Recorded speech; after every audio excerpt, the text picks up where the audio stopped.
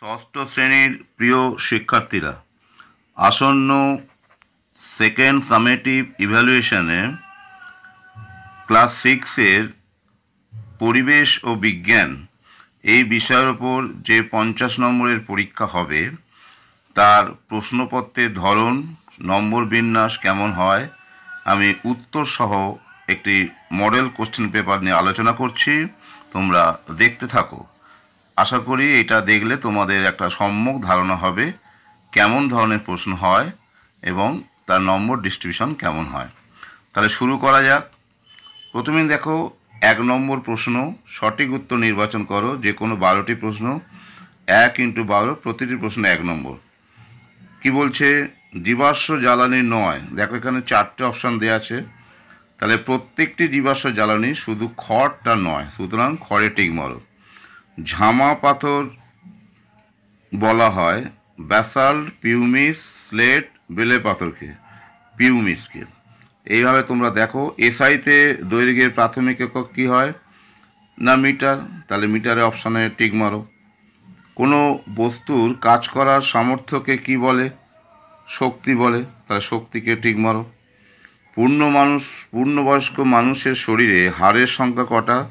তোমরা নিশ্চয়ই জানো 206, তাহলে এখানে 4টে অপশান আছে, 206 টিক মারো। নেক্সট, এবার পরপর দেখো। একই বল প্রযুক্ত হলে বলের প্রয়োগ ক্ষেত্রের ক্ষেত্রফল যত কমবে চাপ তত কী হবে? না বাড়বে, কারণ চাপ মানে হচ্ছে বল বাই ক্ষেত্রফল, তাহলে ক্ষেত্রফল কমলে চাপ বাড়বে, তাহলে এটা ঠিক হবে। 7টা কি বলেছে? শরীরে কোথাও কেটে গেলে রক্ত জমাট বাঁধতে সাহায্য করে নিশ্চিতভাবে অনুচক্রিকা, তাহলে কারেক্ট অপশান হচ্ছে অনুচক্রিকা। লোহার আকরিক হলো, দেখো এখানে 4টে আকর দিয়েছে, তোমরা নিশ্চয়ই জানো। হেমাটাইট হচ্ছে লোহার একটি আকরিক, তাহলে হেমাটাইট কারেক্ট অ্যান্সার।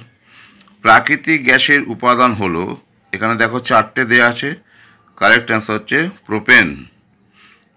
নেক্সট, মৌলিক রাশি নয়, দৈর্ঘ্য, ভর, ক্ষেত্রফল, সময়, তাহলে ক্ষেত্রফল মানে কি দৈর্ঘ্য ইন্টু প্রস্থ, সুতরাং এটা একটা লব্ধ রাশি। প্রাথমিক রাশি নয়, তাহলে এটা হচ্ছে ক্ষেত্রফল হবে। আচ্ছা, তারপর কি বলেছে? বস্তুর আকৃতির পরিবর্তন ঘটলে বস্তুর মধ্যে কাজ করার সামর্থ্য বা শক্তি সৃষ্টি হয়, একে কি বলে? এই শক্তিকে কি বলে? তোমরা জানো এটা স্থিতিশক্তি, তাহলে স্থিতিশক্তি রাইট অ্যান্সার।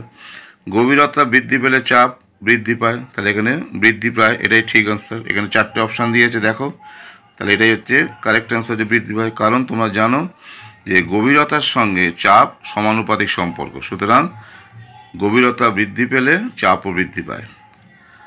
এখানে দেখো 12টা প্রশ্নের উত্তর দিতে হবে। এটা প্রশ্নটা রিপিট প্রশ্ন দিয়েছে, তো এখানেও একই রকম প্রশ্ন, আগেও এরকম দেখলে, আগেও তোমরা এখানে দেখেছো। দেখো 7এর প্রশ্ন আর এই প্রশ্নটা একই রকম প্রশ্ন, তাহলে উত্তর হচ্ছে শ্বেতকণিকা।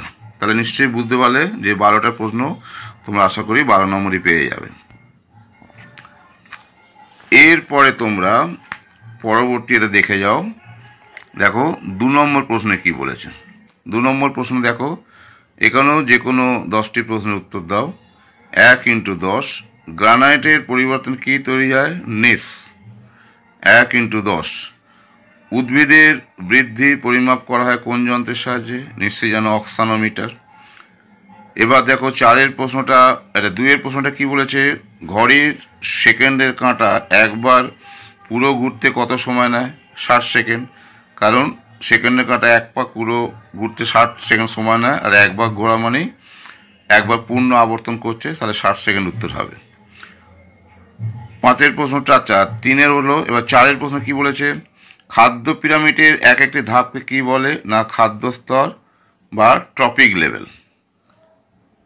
5 কি বলেছে? শূন্যস্থান পূরণ করো। চাপ ইন্টু ক্ষেত্রফল হবে বল, কারণ চাপের সংজ্ঞাই হচ্ছে, চাপ মানে হচ্ছে বল বাই ক্ষেত্রফল, সুতরাং চাপ ইন্টু ক্ষেত্রফল হচ্ছে বল।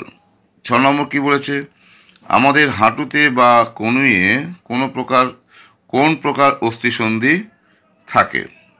আমাদের হাঁটুতে বা কনুইতে কোন প্রকার শক্তিসন্ধি থাকে? বলো, এটা তোমরা নিজে করার চেষ্টা করো, এটা তোমাদের টাস্ক দিচ্ছি, এটা তোমরা নিজে করার চেষ্টা করো। 7এরটা কি বলেছে? উদ্ভিদের বৃদ্ধি পরিমাপ যন্ত্র। এখন এখানে প্রশ্নটা ইচ্ছা করে রিপিট করেছে, তাহলে 3 নম্বর প্রশ্ন। আর এখানে দেখো এই 7 নম্বর প্রশ্ন আর 3 নম্বর প্রশ্ন হচ্ছে একই, তাহলে এর উত্তর হবে অক্সানোমিটার। 8 কি বলেছে, কোনো বস্তুর ভর কোন যন্ত্রের সাহায্যে মাপা যায়? তোমরা নিশ্চয়ই জানো, ভর সাধারণ তুলাদণ্ডের সাহায্যে ভর মাপা যায়, তাহলে এটা হচ্ছে সাধারণ তুলাযন্ত্র উত্তর হবে। তাহলে এখানে লিখে নাও সাধারণ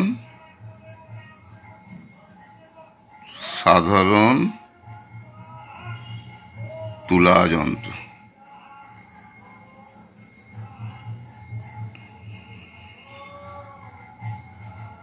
আচ্ছা, তারপর হচ্ছে সেল কি জাতীয় শিলা? পাললিক শিলা। 10 এসআই পদ্ধতি বলের একক কি? তোমরা জানো নিউটন। এবার এখানে দেখো সত্য মিথ্যা একটা প্রশ্ন দিয়েছে। 11 প্রশ্নটা কি বলেছে, প্রদত্ত বিবৃতিটি সত্য না মিথ্যা লেখো।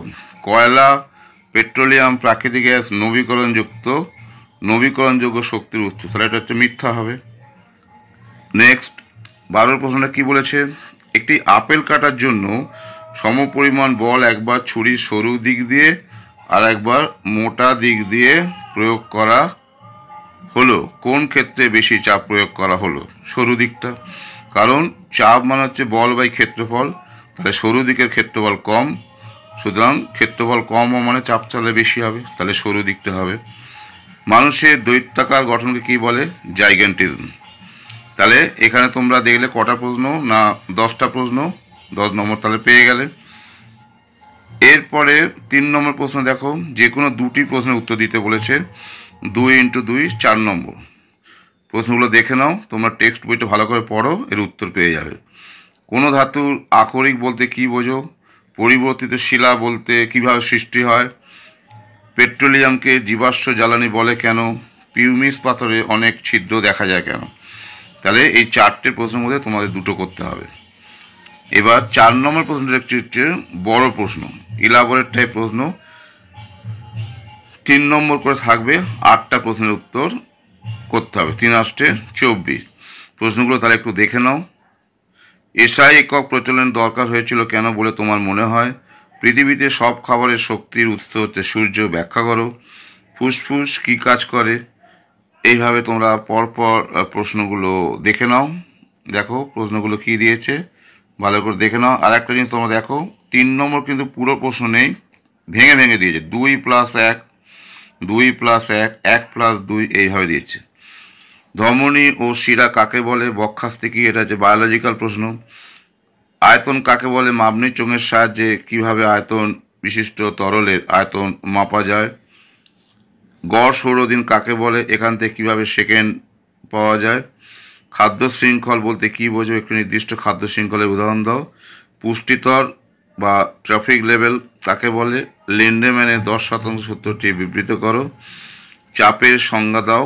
বার্নৌলি নীতিটি লেখো। মানবদের রক্তে উপস্থিত 3 প্রকার রক্তকণিকার কাজ উল্লেখ করো।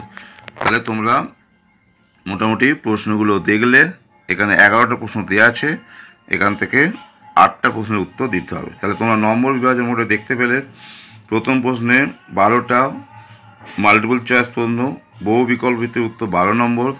2 নম্বর প্রশ্নে 10টা, অতি সংক্ষিপ্ত 10 নম্বর, তাহলে 12 × 10 = 22 হলো। তারপর 2 নম্বর করে 2টো প্রশ্ন 4, আর 3 × 8 হচ্ছে 24 নম্বর। সুতরাং 12 + 10 = 22, 4 × 26, আর 3 × 8 = 24, 26 আর 24 হচ্ছে 50। এই হচ্ছে প্রশ্নের নম্বর বিন্যাস। সুতরাং মোট দেখছো 1 নম্বরের প্রশ্ন হচ্ছে 22 নম্বর আছে, আর 2 নম্বর প্রশ্ন হচ্ছে 4, আর 3 নম্বর প্রশ্ন হচ্ছে 24। এখানে একটা বলে রাখি, 3 নম্বর একটা প্রশ্নের 3 নম্বর এরকম থাকবে না, কখন এটা 2 + 1 বা 1 + 2 বা 1 + 1 + 1, অর্থাৎ মোটের উপর তোমরা দেখবে যে 1 নম্বর আর 2 নম্বর প্রশ্নই কিন্তু বেশি থাকবে। তাহলে আজকে আমি একটা মডেল কোশ্চেন পেপার তার উত্তরপত্র নিয়ে আলোচনা করলাম। তোমরা এ ধরনের প্রশ্ন নিয়ে ভালো করে প্র্যাকটিস করো। আশা করি তোমাদের সেকেন্ড সামেটিভ যে পরীক্ষা হবে পরিবেশ ও বিজ্ঞানের উপর, তোমরা সফল হবে। এই বলে আজকের ভিডিও আমি শেষ করছি। ভালো থেকো।